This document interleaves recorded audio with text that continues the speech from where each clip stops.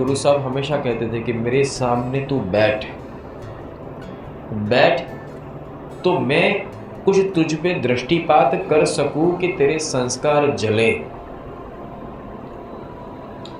जब तुम मेरे सामने बैठोगे ही नहीं तो मैं तुम्हारे दुष्ट संस्कारों को जलाऊंगा कैसे?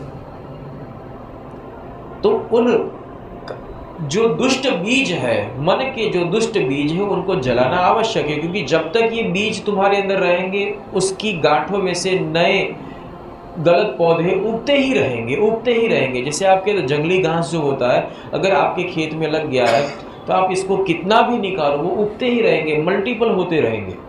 आप उसको काटते जाओ वो उगते जाएंगे, आप उसको काटते जाओ वो दुगना उगते जाएंगे। ये अवस्था है, उसको जलाना ही पड़ेगा। उसके लिए हार्वेस्टिंग करने के बाद उसके ऊपर उसके मूल को, रूट को जलाने वाली दवाई डालनी पड़ती है, और वो भी 3 से 4 बार करते तब जाकर शायद उसके मूल जले।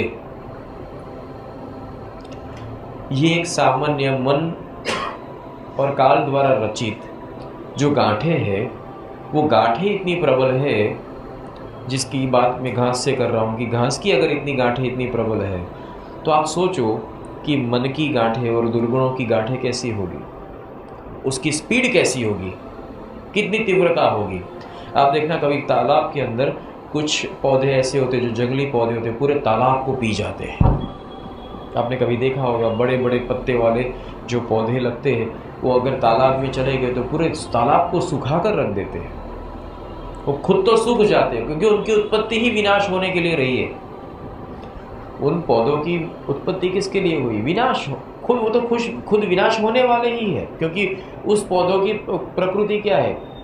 जिस पानी ने उनको पनाह दी, उस पानी का ही वो नाश कर रहे हैं। जैसे हम जिस डाली पे बैठे उस डाली को ही काटते हैं, इस तरह से मन का काम क्या है?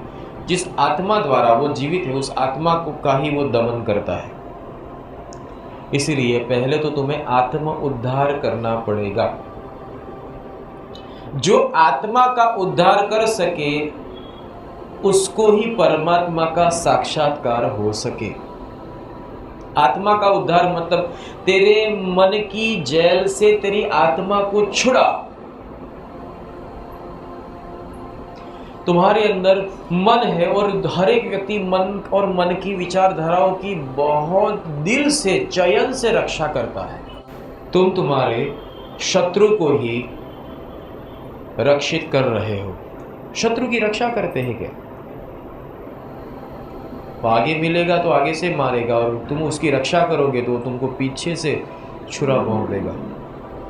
यही मन तो तुम्हारा पतन करता है। तुम पूरी जिंदगी जो कमाते हो वो यही छोड़कर जाते हो, और दरअसल और सबसे बड़ी बात बताओ, तुम माया जाल से, भवसागर से क्यों नहीं छूट पाते जानते हो? क्योंकि तुमने पूरी जिंदगी जिस वस्तु में अपनी जान लगाई है मोहब्बत से, उस चीज़ को जब छोड़ना पड़ता है तुम्हारी जीवात्मा उसको छोड़ती नहीं और तुम भटकने लगते हो भूत बन के।